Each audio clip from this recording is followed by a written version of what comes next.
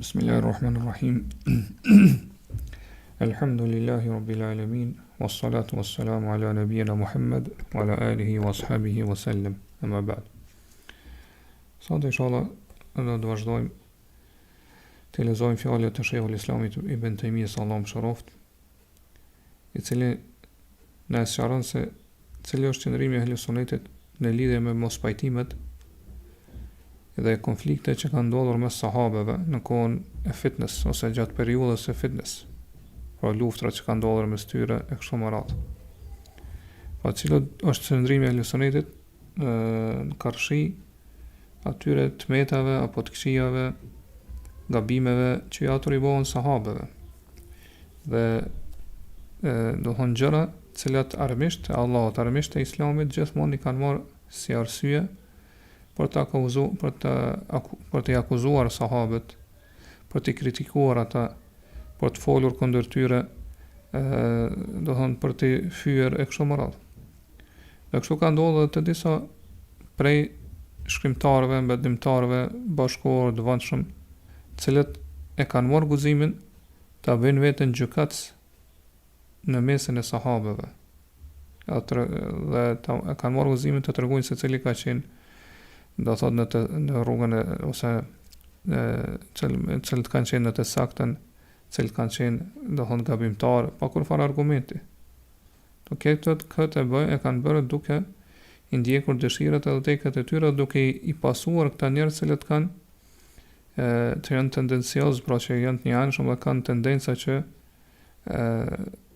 do thot të fusin ose të intrigojnë kundër muslimanëve, të bëjnë intriga dhe kurtha kundër muslimanëve, pra të sjellin dyshime rreth historisë së tyre të lagjeshme, rreth paraardhësve të tyre, selefëve, do paraardhësve të tyre të mirë, devotshëm që ka qenë, pra që kanë qenë njerëz më të mirë, gjeneratat më të njerëzve më të mirë dhe më të devotshëm, pra edhe përmes kësajna, pra këta armiqtë të Islamit kanë synu e kanë pas për qëllim që gradualisht po me depërtu edhe me akuzu vetë Islamin, pra fen Islame, edhe me i përqa, pra muslimanët edhe me përqa pra fjallën ose unitetin e muslimanëve.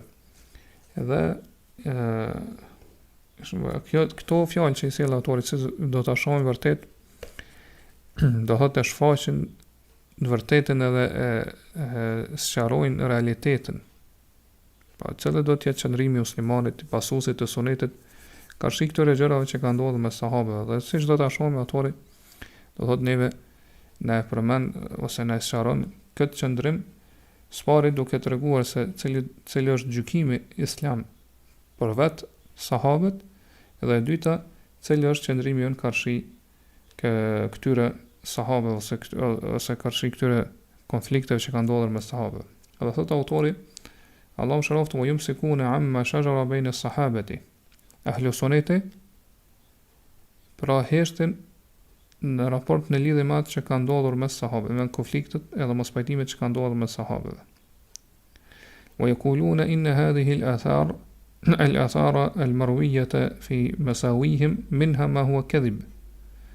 Edhe Ehlus-Suneti thonë se këto transmetime që janë përcjellur në lidhje me tmetat edhe gabimet e tyre, për i tyre ka që janë gënjeshtra, pra thjesht janë gënjeshtra të trilluara.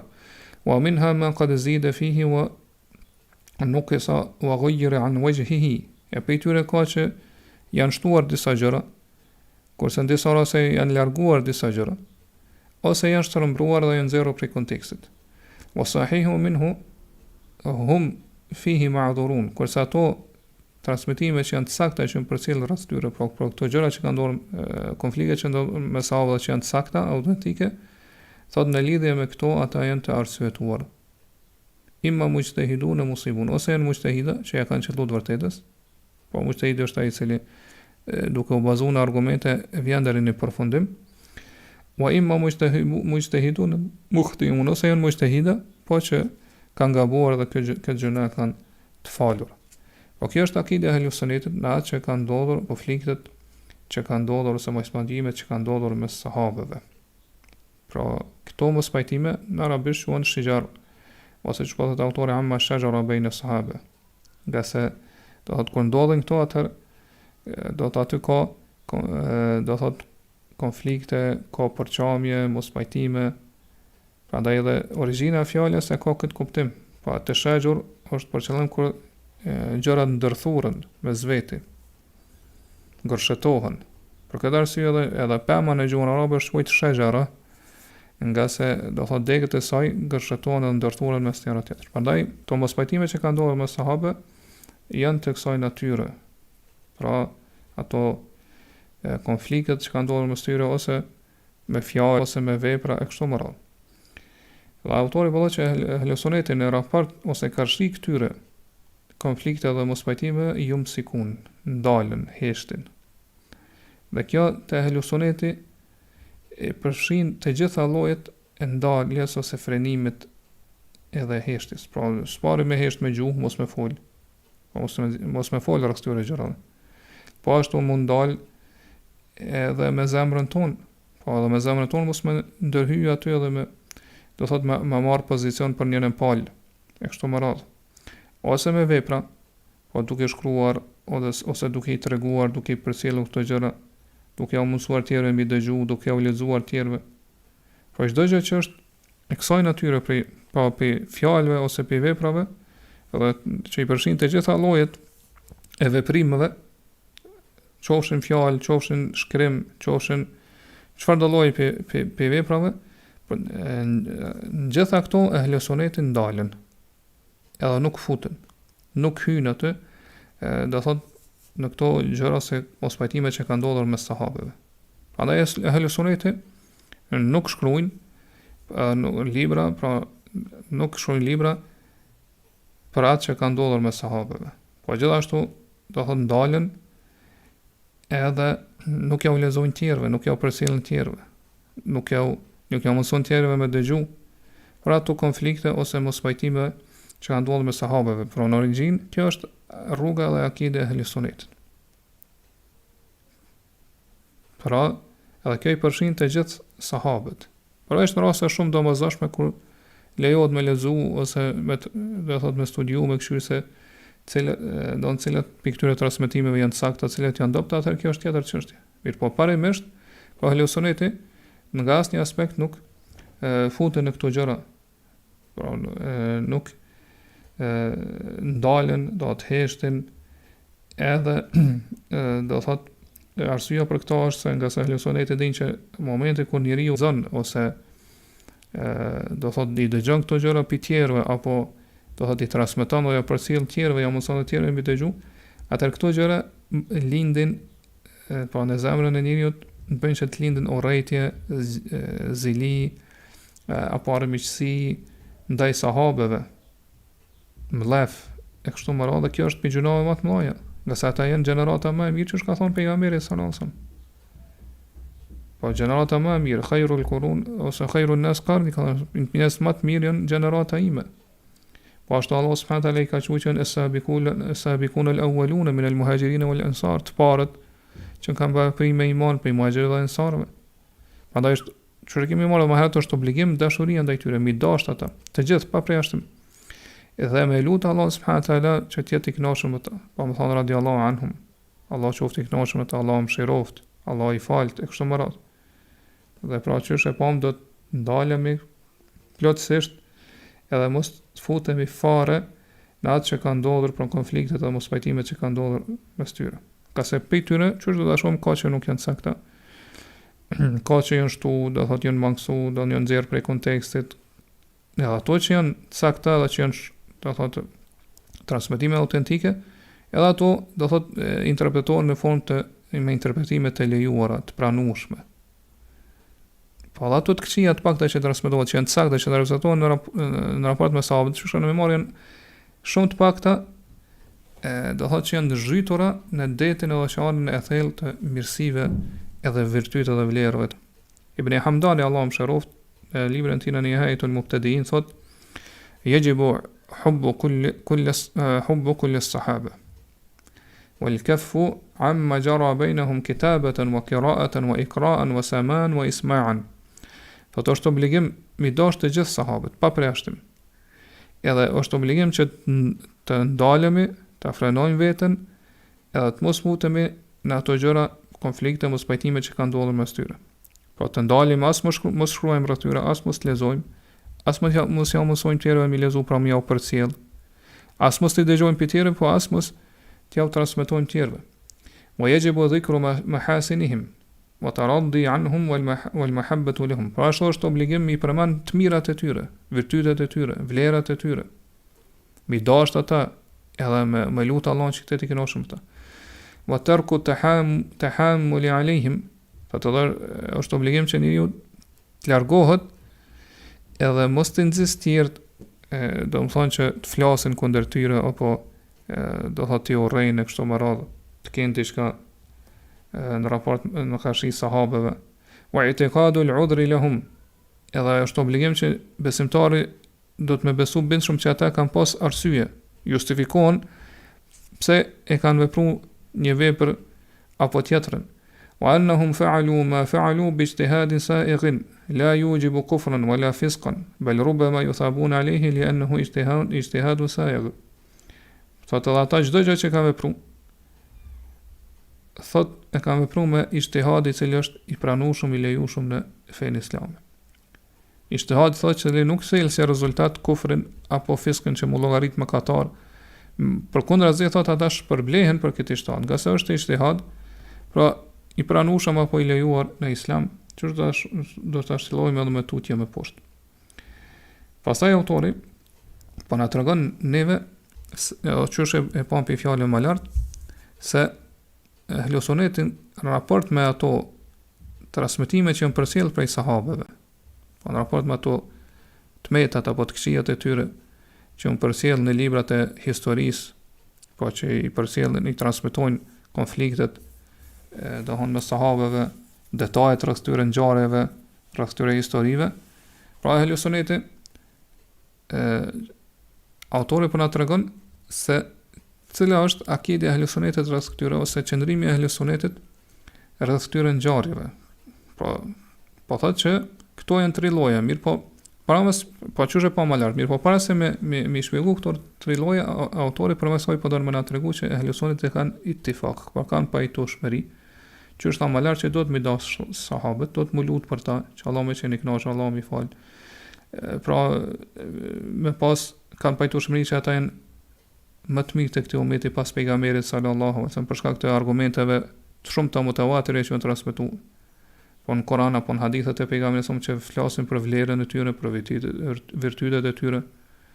Por janë të famshëm dhe të njohura veprat e tyre të mira, vlerat e tyre, edhe do thotë shpejtimi i tyre që të kryen vepra të mira, të bindën Allahut edhe të pejgamberit sallallahu alaihi wasallam, dhe që ata për hir të Allahut subhanahu wa taala, për me ndihmu rrugën e Allahut subhanahu wa taala, kanë s'kan kursy asgjë, po kanë sakrifikuar çdo gjë, edhe veten e tyre dhe pasurinë e tyre.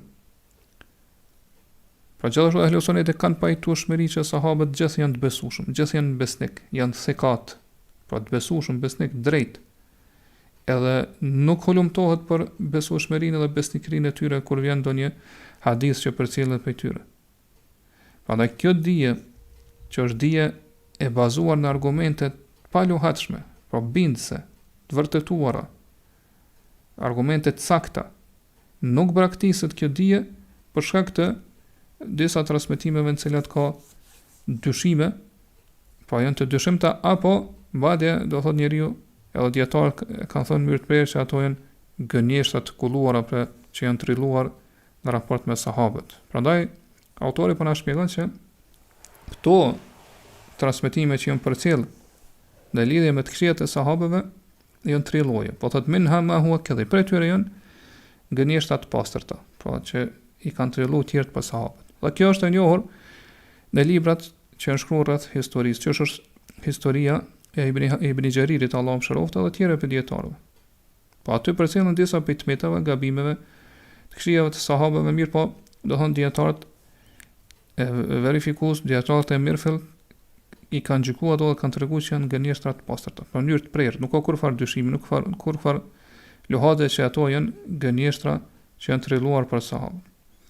Edhe zakonisht këto gënjeshtra janë përcjell përmes rrugës së disa gënjeshtarëve, disa rrencave, edhe më të njohur prej tyre është Abu Mikhnaf. Pra kjo është Lut ibn Yahya ibn Mikhnaf ibn Sulejman al-Azdi, i cili ka vdekur në vitin 157 të Hijretit. Yahya ibn Emin lejse bithika, kjo nuk është i besueshëm, pas pranohet hadithi për ti. Ebu Hatimi ka thonë me trungul hadith. Hadithet e tij gjitha lihen edhe praktisen, pra nuk përcjellen. Darakutni ka thonë akhbari dhaifun, kjo është historian që përcjell lajme, mirë po është i dopt.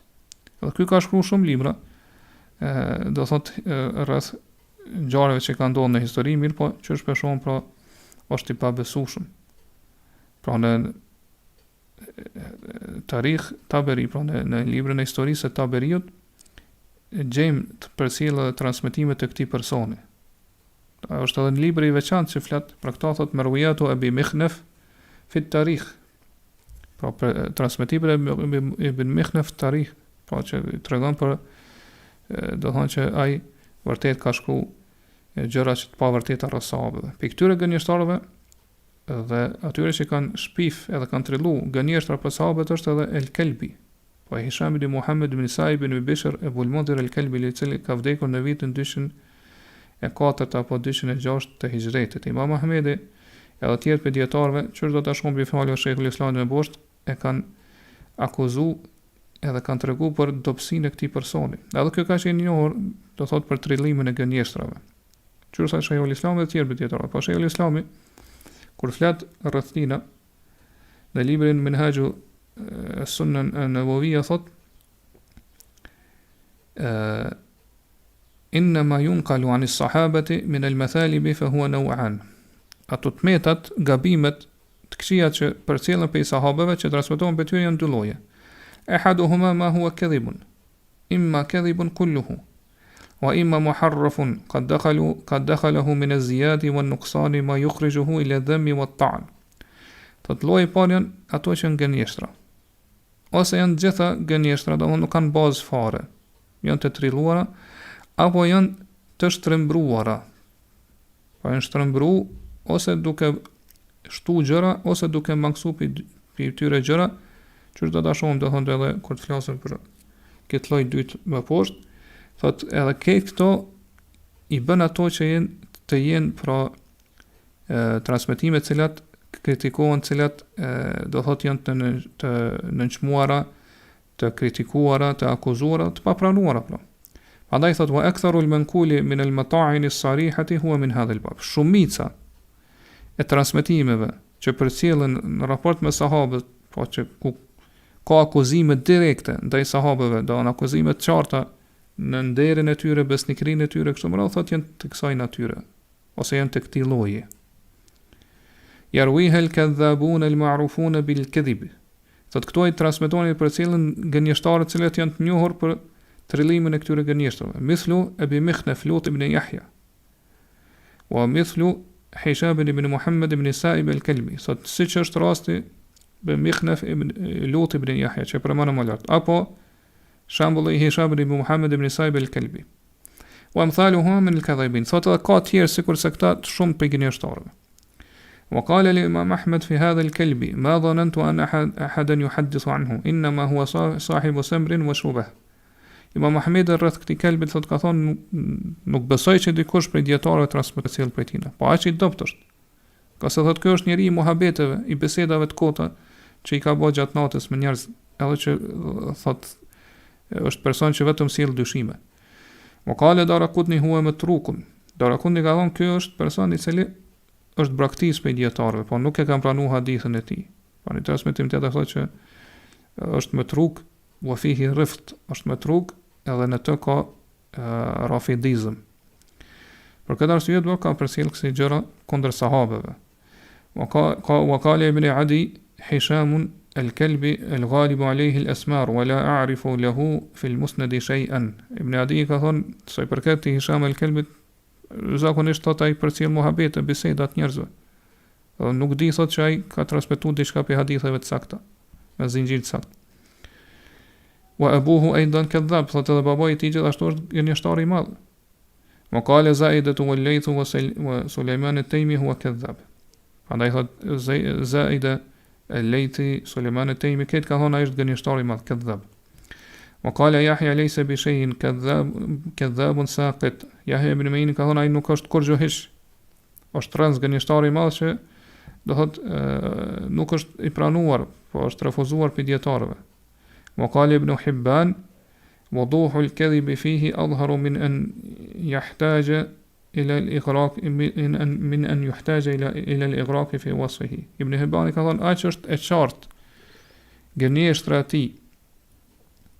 Aq është e dukshme e qartë për dietarët gënjeshtra e tij, saqë nuk ka nevojë fare që njeriu pra të hulumtoj për me tregu pra cilësitë e tij o parat e tij. Nga se shumë e qartë është sa i gënjeshtari i madh. Pra kjo është lloji i parë. Thotë an-naw' ath-thani, e dyta, ma huwa sidqun. Wa aktharu hadhihi al-umuri lahum fiha ma'adhir tukhrijuha an takuna dhunuban. Thotë ka transmetime tjera janë ato që janë sakta, që janë të vërteta. Mirë po shumica e këtyre transmetimeve ose këtyre gjërave që përcjellen për këtyre çështjeve që përcjellen për tyre, thotë ata kanë arsye. Kanë arsye për cilat justifikohen dhe thotë janë justifikime të mjaftueshme që të mos llogariten këto si gjuna dhe mëkate për ta. Wa taj'alaha min mawarid al-ijtihad allati in asaba al-mujtahid fiha falahu ajran wa in akhda falahu ajr. Thotë gjithashtu këto justifikime i bëjnë këto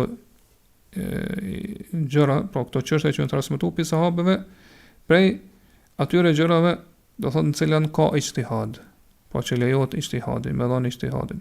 Dhe janë gjëra që thotë nëse mujtahidi e jep ijtihadin e tij ose i ka dy shpërbime, pra nëse ja shëllon të vërtetën ose gabon edhe e ka një shpërblim, pra gjëna mëkatin e ka të falur ose gabimin e ka të falur edhe ka shpërblim për ijtihadin e tij. Wa 'ammatu al-manqul ath-thabit 'an al-khulafa'i ar-rashidin min hadha al-bab. Prandaj thotë shumica atyre që përcjellen që janë të sakta që transmetohen për khulafa'ul rashidin, thotë janë të këtij lloji. Wa ma qaddara min hadhihi al-umuri dhanban muhaqqaqan fa inna dhalika la yaqdahu fi ma 'ulima min fada'ilihim wa sawabiqihim wa kawnihim min ahli al-janna. Thotë ai që mund të supozohet për këtyre çështje, për këtyre gjëra që përcjellen për këtyre si mëkat, po mund dikush ta supozoj ose ta mendoj si mëkat që është mëkat i vërtet, po që e kanë vepruar ata, atëherë kjo thot fare nuk e prek ose nuk e akuzon nderin e tyre, për shkak të vlerave, veprave të shumta të mira që ata e kanë vepruar, do thotë që na kanë paraprit gjithmonë vepra të mira në Islam, në iman e kështu me radhë, për faktin që janë pe banorëve të xhenetit. لأن الذنب المحقق يرتفع عقابه في الآخرة بأسباب متعددة.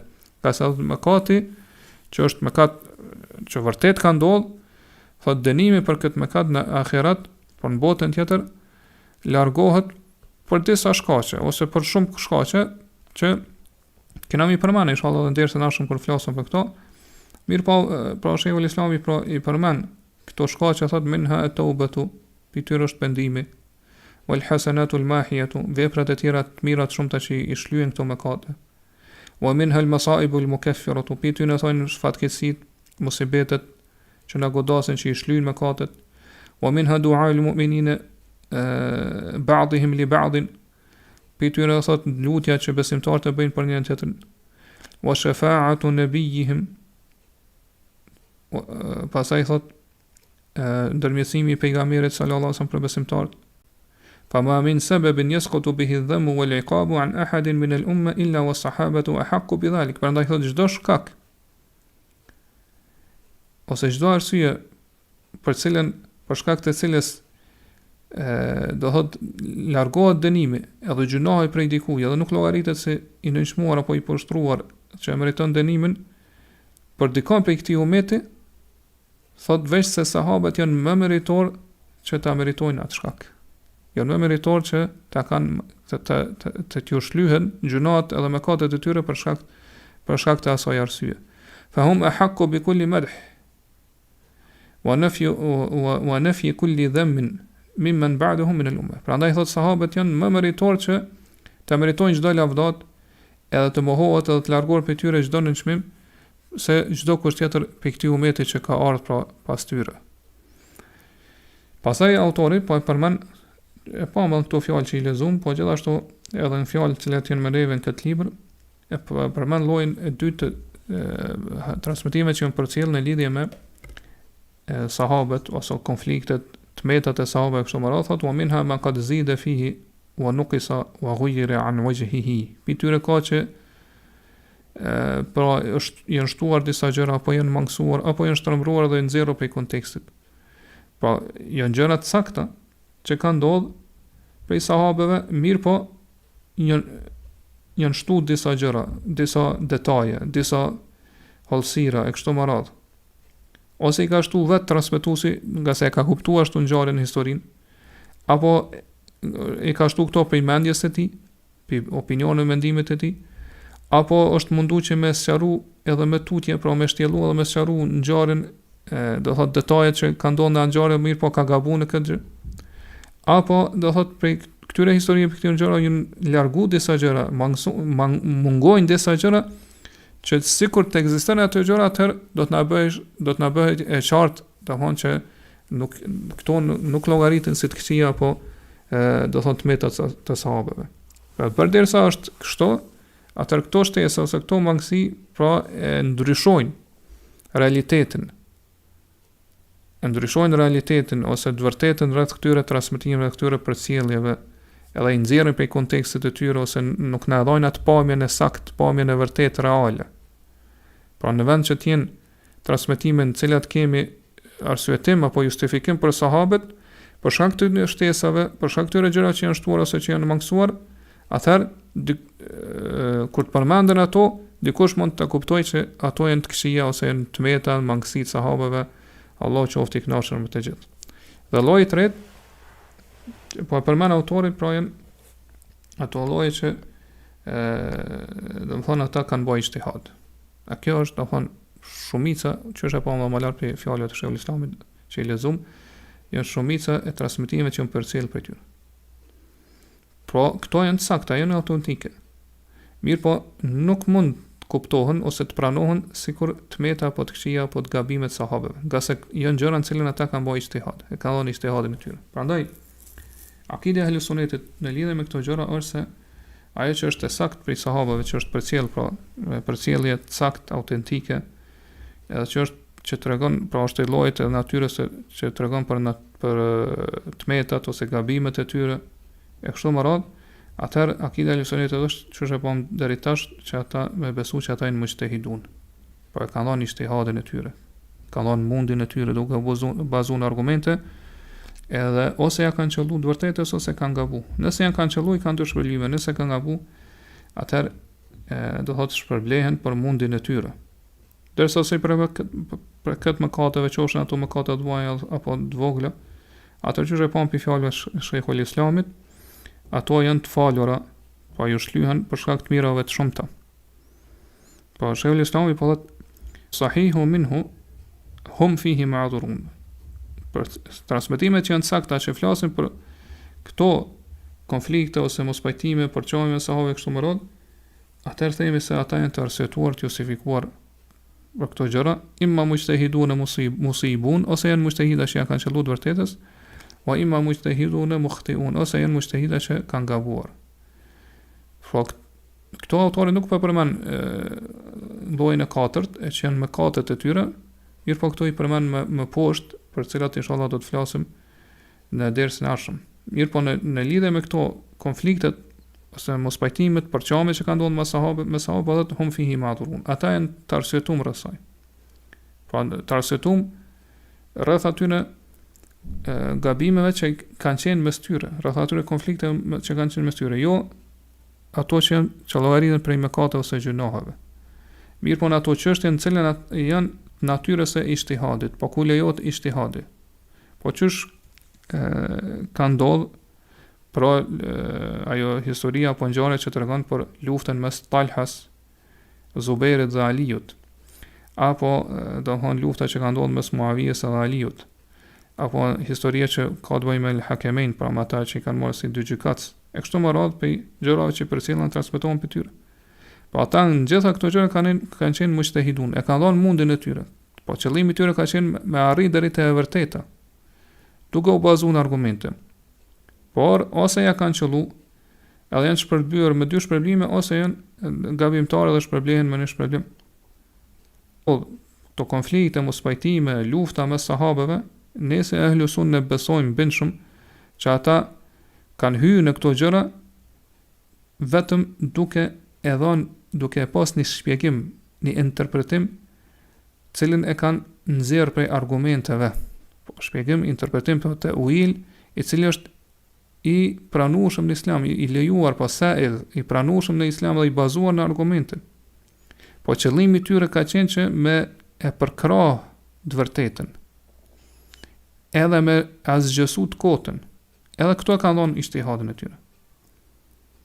Pra, për tyre që sa më ka që ja ka qellu në këtë ijtihad, për tyre ka që kanë gabu. Mirë, po asnjëri për tyre nuk ka qenë don e atill që me hinë çështje të caktuar ose një konflikti të caktuar që ka ndodhur mes tyre, duke e ditë se ai është gabimtar, duke e ditë se ai është duke i bë gjunah Allahu subhanahu wa taala. Po nuk ka hinë në këto konflikte duke qëllimisht, po me vedi të plot se është duke i bë gjunah Allahu subhanahu wa taala. Por këto duhet ta kemi të qartë. Nëse kjo na sqarohet, atëherë gjitha çështjet tjera do thotë të kemi qarta dhe nuk do të kemi problem i kuptu këto konflikte apo mospajtime që kanë ndodhur me sahabëve. Pra ata kanë hyrë që sa deri tash vetëm në bazë të ijtihadit të tyre. Dhe jo do thotë që qëllimisht mi bë mëkat Allahu subhanahu wa taala ose domethënë duke do thonë qëllimisht duke përkrahur kotën e kështu me radhë. Përkundazi domethënë qëllimi i tyre ka qenë gjithmonë me përkrahur të vërtetën.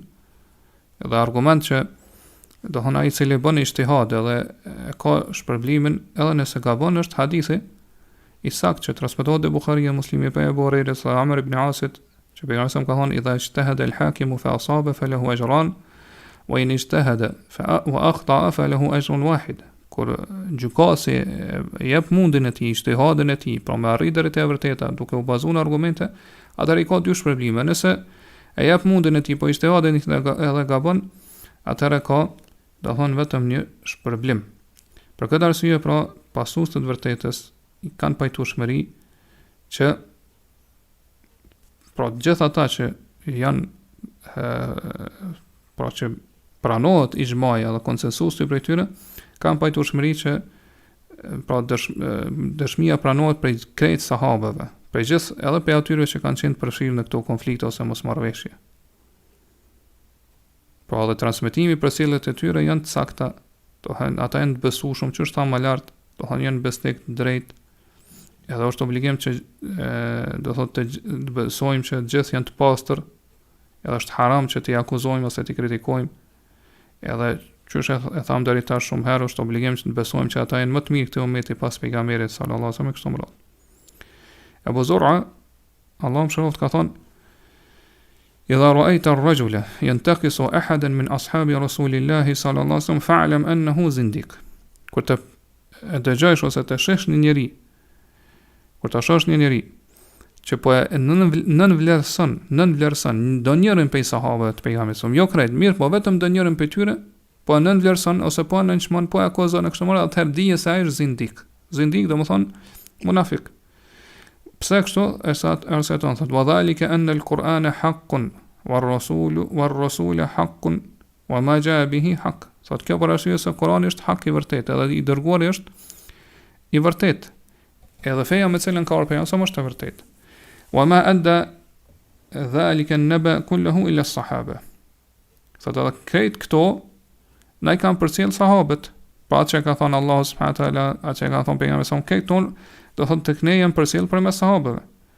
Fa man jarrahum fa inna ma arada ibtal al-kitab wa sunnah. Prandaj kushdo që i akuzon ata, kushdo që i bën jarh ata, po që fol kundër tyre, e kështu me radhë tërë për qëllim e ka që me azgjësu Kur'anin dhe Sunetin, po me zhvlerësu Kur'anin dhe Sunetin, edhe mos, pra që tjerët mos me pranu këtë fe që në ka prej Allahu subhanahu wa taala. Sido qoftë kur ka ndodhur fetja, do thotë mas vrasjes së Uthmanit radhiyallahu anhu, edhe khilafeti pra i ka taku Aliut radhiyallahu anhu, pra sahabët ja kanë dhënë bejan shumica e tyre, pra zotimin për besnikri, Mirë po Muavija radiallahu anhu nuk e ka pranu khilafetin Aliut radiallahu anhu, për shkak se ka kërku për ti që me marr hak, pra mi ndëshku ata cilët e kanë vrarë Uthmanin radiallahu anhu. Dhe pastaj kanë ndodhur pra këto luftat mes Aliut edhe Muavijës radiallahu anhu, pra që Aliu me ushtrinë e tij është nis me u taku me Muavijen, edhe Muavija pra është nis me u taku me Aliun, pra ky prej Irakut për në Sham, ai prej Shamit për në Irak. Dhe shumica sahabëve që është e ka dhënë bejan, pra e ka dhënë zotimi për besnikëri Aliut radiallahu anhu. Edhe kanë pranuar që ai është khalife mas Uthmanit. Pra e kanë miratuar dhe kanë pranuar këtë gjë. Ai është khalifja më meritor mas Uthmanit radiallahu anhu. Mirë po shumica sahabëve nuk ju kanë bashkangjitur ushtrisë së Aliut, do thotë që me marr pjesë në këtë luftë. Edhe ata cilët do thotë kanë marr pjesë në këtë luftë nuk kanë arrit, numri i tyre nuk arrin më shumë se 30 sahabë. Qysh e përmend këto, ose qysh përcjellet kjo do në transmetime të sakta. Pra Shejkhul Islam Ibn Taymija thotë në librin e tij Minhaj-us-Sunnah, wa amma as-sahabatu fa jumhuruhum wa jumhuru afadilihim lam yadkhulu fi fitnah. Dërsa sa i përket sahabëve, shumica e tyre, dhe shumica e sahabëve që kanë qenë më të ngriturit, më të vlefshëm mesin e tyre, nuk kanë hyrë në fitne. Pastaj ka përcjell prej Ibn Sirinit radhiyallahu anhu se ka thonë hajat il fitnatu wa ashabu rasulillahi sallallahu alaihi wasallam 10,000 fama hadara minhum 100 bal lam yablughu 30 wa hadha asahhu isnadin ala wajhi al-ard. Pra Ibn Sirin ka thonë kur ka ndodhur fitnja, shokët e pejgamberit sallallahu alaihi wasallam kanë qenë përmbi 10,000. Mirë po thot prej tyre nuk kanë marrë pjesë më shumë se 100. Madje thot numri i tyre nuk e arrin 30-shën. Thotë kjo është zinxhiri më i saktë mbi fytyrën e tokës, pra transmetimi më i saktë mbi fytyrën e tokës. Pra sahabët në raport me këtë fitnë, çush e përmendin edhe dietarët, pra janë ndarë në 3 grupe. Pra 2 grupe janë pozicionuar me një palë, kurse një grup do thot ka mojt pozicion asnjës. Grupi i parë janë ata cilët kanë menduar se e vërteta është me Aliun radiallahu anhu, edhe ai është khalife. Dhe do thonë i takon ose e meriton që me marrë ushtrinë e tij, me organizu ushtrinë e tij, edhe me shku me luftu Muavijun radiallahu anhu, i cili nuk po e pranon, edhe nuk po i nështrohet pra khalifes të muslimanëve, nuk po e jep bejan, pra zotimin për besnikëri. Edhe përderisa ka imam i cili domethënë muslimanët ja kanë dhënë, ju kanë nështruar atina edhe kanë pranuar pushtetin e tij e kështu me radhë, pra edhe që ata që quhen Ehlul Hiqd wal Aqd, Ehlul Hill wal Aqd, pra ata dietar të mëdhej, gjithë ja kanë dhënë bejan, pra e kanë zgjedhur si khalife e kështu me radhë. Atër askujt nuk i lejohet që mos me pranu udhëheqësinë ose mos me pranu khilafetin edhe imamatin e këtij personi, pra në këtë rast Aliut radiallahu anhu. Prandaj është obligim që ai të detyrohet që të nështrohet edhe të jap bejan. Kështu që do thonë një pjesë e sahabëve kanë pas këtë mendim, që përderisa Ali është në të vërtetën, atëherë do thotë ju kanë bashkangjitur atij edhe ushtrisë së tina, edhe kanë përkrahë dhe kanë luftu krahas tij. Grupi i dytë i sahabëve janë ata disa prej sahabëve të cilët e kanë pas mendimin që Muavija ka qenë të vërtetën. Po kur ai ka kërkuar prej Aliut që mu hakmar kundër vrasëve të Uthmanit, edhe mi adurzu atij vrasës të Uthmanit, nga se kjo është trashëgimtare apo i afërm i Uthmanit, edhe kjo është obligim që atij t'i adurzoj vrasët të Uthmanit, nga se ai është trashëgimtari i tij. Edhe është detyrë, është obligim që trashëgimtari i tij pra me përkrah edhe me marr hak, pra me përkrah, ose në këtë rast Aliu radiallahu anhu ka obligim me përkrah atij që ju ka bë padrejtësi, ju ka bë zullum. Edhe patjetër që Uthmani, do thonë kur e kanë vrarë atij, ju ka bë një padrejtësi e madhe. Ata këta sahabë ose ky grup i sahabëve kanë pas mendimin që Muavija radiallahu anhu është në vërtetën. Ka se do thonë Uthmani u vrap pa drejtësisht, edhe Muavija është do thonë i afërm me tij, trashëgimtari i tij, ka se është familja e tij, Edhe është obligim pra që është thamë me përkrah dhe me ndihmu atij që ka pa padrejtësi, nga se Allah subhanahu wa taala në surën Isra në ajetin 33 thot: "Wa man qutila mazluman faqad ja'alna li walihi sultanan fala yusrif fil qatl." Ai që vrahet padrejtësisht, atëherë ne i kemi dhënë pushtet trashëgimtarit të tij. Pra i kemi dhënë atij fuqi, pushtet që i lejohet më akmar. Pra Allah subhanahu wa taala bëhet sultani, pra fuqia e drejta i takon të afërmit të vrarit, pra trashëgimtarit të tij. Prandaj disa sahabe kanë bërë ijtihad edhe kanë thënë që në bazë të ajetit Muavija radhiyallahu anhu është në të vërtetën. Ka se kështu e kanë kuptuar këtë ajet. Madje Ibn Abbas radhiyallahu anhu përmes këtij ajeti ka argumentuar që xhilafeti ka më kthyer Muavijës. Po në fund xhilafetin ka më marrë Muavija. Nga se po kjo çështje ka më takuar atij, nga se Allah subhanahu wa taala thotë që sultan, Allah ka mi dhënë atij sultan, pa të trashëgimtarit të vrarit ose të afërmit të tij, Allah subhanahu wa taala ka mi dhënë pushtet, ka mi dhënë sultan, pra fuqi. Kjo është dohon prej atyre kuptimeve të fshehta ose kuptimeve dohon aty në shenja ose sinjale që i kuptojnë dietarët e mëdhej, që Allah subhanahu wa taala i ka dallu edhe ju ka dhënë dije, edhe që nuk janë dohon këto gjëra nuk janë qarta ose nuk mund t'i kuptojnë do thot njerëz të tjerë përveç atyre që Allah subhanahu wa taala i ka dalluar me dije. Prandaj Ibn Abbas radhiyallahu anhu edhe disa sahabë të tjerë kanë kuptuar që ky ajet pra vjen në kuptimin e pushtetit përgjithshëm, pra udhëheqësisë së përgjithshme.